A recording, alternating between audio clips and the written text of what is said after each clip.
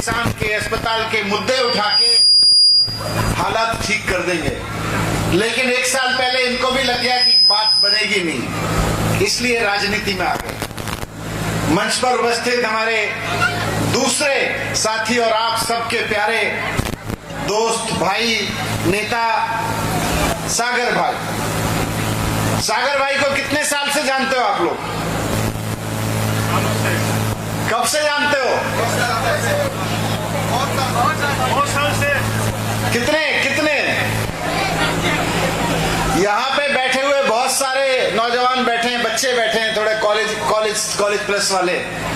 आप लोगों की उम्र इतनी नहीं है जितने साल से सागर भाई इस इलाके के मजदूरों के लिए और किसानों के लिए काम कर रहे हैं। सागर भाई एक बार आगे आ जाइए। यहाँ जो नौजवान बैठे हैं अभी उनकी एज इतनी नहीं होगी जितने साल से सागर भाई किसानों के लिए लड़ रहे हैं, मजदूरों के लिए लड़ रहे हैं, गरीबों के लिए लड़ रहे हैं। 35 साल से ये इलाके में 35 इयर्स 35 साल से इस इलाके में किसानों के लिए लड़ रहे हैं, मजदूरों के लिए लड़ रहे हैं, गरीबों के लिए लड़ रहे हैं। ऐसे सागर भाई आज राजनीति में आए हैं तो इसलिए क्योंकि 35 साल से लड़ के जो काम कराया, इनको समझ में आया कि दिल्ली की सरकार ने एक बार में करके दिखा दिया अगर ईमानदार राजनीति हो, इसलिए ईमानदार से राजनीति में आ गए। ये तब राजनीति में आने का सोचते भी नहीं थे। मैं भी 10 साल पहले राजनीति में आने का सोचता नहीं था, लेकिन आना पड़ा। नई पार्टी बनानी पड़ी, ये झाड़ू वाली पार्टी, आम आदमी पार्टी। हम लोगों को, मैं दिल्ली से आया हूं, जितनी बातें आपके बीच ईशुदान भाई ने कही, हमको राजनीति नहीं आती। ये सागर भाई को तो बिल्कुल नहीं आती है। इनको अभी कोई किसान आके बोलेगा मेरी जमीन छीन ली, मेरी जमीन पे ये हो गया, सरकार ये गड़बड़ कर रही है, उसके साथ बस में बैठ के चले जाएंगे, सरकारी दफ्तर में बैठ के लड़ आएंगे उससे, बाबू से जो रिश्वत मांग रहा होगा। इनको राजनीति नहीं आती। कोई बहन इनको आके बोलेगी मेरा ये हक मारा जा रहा है, मेरे को कुछ मदद चाहिए, उसकी मदद के लिए आगे आ जाएंगे, लेकिन राजनीति नहीं आती। ये ईशुदान भाई को भी राजनीति नहीं आती, इनको टीवी एंकरिंग करनी बड़ी अच्छी आती है। हमको भी राजनीति नहीं आती। और हमारे लीडर हैं अरविंद केजरीवाल, फोटो इधर लगा हुआ है। अरविंद केजरीवाल जी को भी राजनीति नहीं आती, लेकिन अरविंद केजरीवाल जी को स्कूल ठीक करने आते हैं, जो बीजेपी वालों को नहीं आते। ये बीजेपी वालों और कांग्रेस वालों को राजनीति अच्छी आती है, हमको स्कूल अच्छे करने आते हैं। इनकी गारंटी है अगर बीजेपी वाला आए या कांग्रेस वाला, ये झूठ की राजनीति करेंगे, बेईमानी की राजनीति करेंगे, लेकिन काम नहीं करेंगे। हमारी गारंटी है कि एक बार केजरीवाल जी को मौका देके देखो, आपके इलाके के स्कूल प्राइवेट स्कूलों से बेहतर ना हो जाए तो कहना क्या कहा था। दिल्ली वालों ने मौका दिया, दिल्ली में हो गए। अभी पंजाब वालों ने केजरीवाल जी के नाम पे मौका दिया, वहां पे हो रहे हैं, दिल्ली में भी हो जाएंगे, यहाँ गुजरात में भी हो जाएंगे। बस इनको एक बार मौका देने की जरूरत है। ये परिवर्तन मांग रहा है। 27 साल से जिस चीज का आप इंतजार कर रहे थे कि कोई तो पार्टी आए जो हमारे बच्चों के लिए अच्छे स्कूल बनाए। शिक्षा से परिवर्तन आता है। अगर घर का बच्चा पढ़ जाए तो जिंदगी उसकी नहीं संवरती है, पूरे परिवार की संवरती है। लेकिन बीजेपी जानबूझ के परिवारों को अनपढ़ रखना चाहती है, क्योंकि अगर बच्चे पढ़ लिख गए तो इनके बहकावे में नहीं आएंगे। इसलिए आज केजरीवाल जी पे भरोसा करके एक मौका केजरीवाल जी को दीजिए, बड़े परिवर्तन के लिए, स्कूलों में परिवर्तन के लिए, अस्पतालों में परिवर्तन के लिए। आपके यहाँ आराम से मोहल्ला क्लिनिक बन जाए, गांव-गांव में एमबीबीएस डॉक्टर आपका इलाज करने लगे आके, उसके लिए, रोजगार के लिए, और सबसे बड़ी चीज बिजली के लिए। आप लोग मेहनत करते हैं, मजदूरी करते हैं, उसके बाद में बिजली के बिल भरते हैं महंगे महंगे। ये बीजेपी वाले कहते हैं फ्री की बिजली नहीं मिलनी चाहिए, बिजली तो महंगी होनी चाहिए। केजरीवाल जी को बिजली के बिल जीरो करने आते हैं, ये आम आदमी पार्टी वालों को बिजली के बिल जीरो करने आते हैं। तो मैं आपके बीच आया यही रिक्वेस्ट करने के लिए कि गुजरात में इस बार बहुत बड़ा परिवर्तन होने जा रहा है। इस बार पार्टी, नेता, मुख्यमंत्री नहीं बदलेंगे, बल्कि बदलेंगे इस बार स्कूल, बदलेंगे इस बार अस्पताल, बदलेंगे इस बार वो पेपर जो हर बार फूट जाते हैं, लीक हो जाते हैं और हमारे बच्चे एग्जाम नहीं दे पाते, नौकरी नहीं दे पाते, बदलेंगे वो।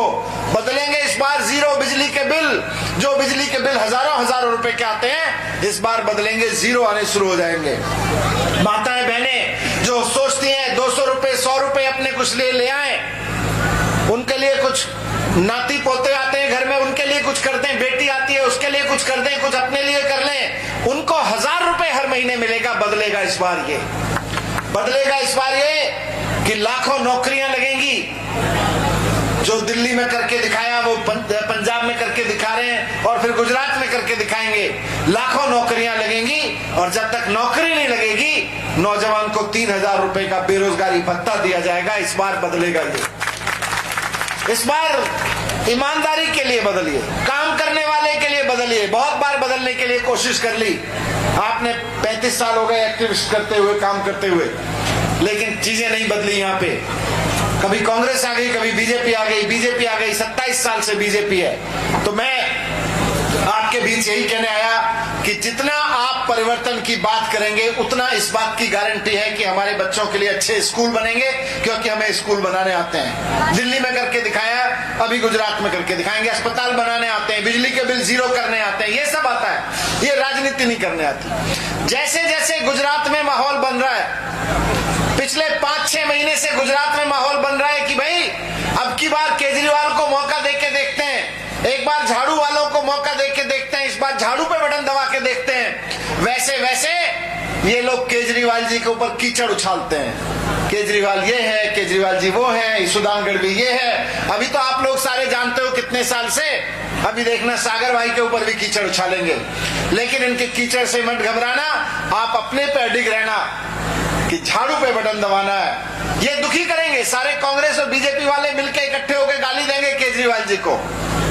मेरे को बोले ये गुजरात में डरते हैं, गुजरात का आदमी ये सोचने लगे कि हमको बीजेपी को वोट नहीं देना है, तो दिल्ली में बैठे बीजेपी के नेता डरने लगते हैं। जब आपने ये सोचना शुरू किया गुजरात के लोगों ने कि इस बार झाड़ू पे बटन दबाएंगे, तो मेरे पास आए, बोले केजरीवाल जी का साथ छोड़ दो, मुख्यमंत्री बना देंगे। मैंने कहा मैं बिकाऊ नहीं हूं, मैं बिकाऊ नहीं हूं। मैं जिस खानदान से आता हूं, उस खानदान का नेता घास की रोटी खा लेता है, अपने बच्चों को घास की रोटी खिला लेता है, लेकिन वो बिकता नहीं है। वो दिल्ली में बैठी किसी बड़ी सत्ता के सामने झुकता नहीं है। मैं वहां से आता हूं। मेरे बचपन में मुझको पढ़ाया गया था कि हमारे किसी बड़े ने घास की रोटी खा ली थी, लेकिन वो झुका नहीं था। मैं उससे आता हूं, मैं झुकूंगा नहीं। ये मुख्यमंत्री के लिए मुझे झुकाना पहले मुझे डराया, बोले सीबीआई से फंसा देंगे, ईडी से फंसा देंगे, गिरफ्तार करवा देंगे, जेल में डलवा देंगे। मैंने कहा डलवा दो, मैंने कोई चोरी नहीं की, तो मेरे को डलवाने से क्या डरता है? डरेगा वो जिसने चोरी की हो, मैं तो डरता नहीं। तुम 2 महीने 1 महीने के लिए जेल में डाल देना, अदालत बोलेगी चोरी कहां हुई है, निकाल देगी बाहर मेरे को, मुझे अदालत पे भरोसा है। तो बोले तुम तोड़ के आ जाओ, कितने विधायक है तुम्हारे साथ, मुख्यमंत्री बना देंगे। मैंने कहा मैं गद्दारी नहीं करूंगा, मैं स्कूल ठीक करने आया हूं, मुख्यमंत्री बनने नहीं आया। मैं अस्पताल बनाने आया हूं, मुख्यमंत्री बनने नहीं आया। मैं नौकरी देने आया हूं, मुख्यमंत्री बनने नहीं आया। मैंने मना कर दिया। अभी आपके पास भी आएंगे, आपको ये कर देंगे, वोट दे दो, वोट दे दो, वोट दे दो।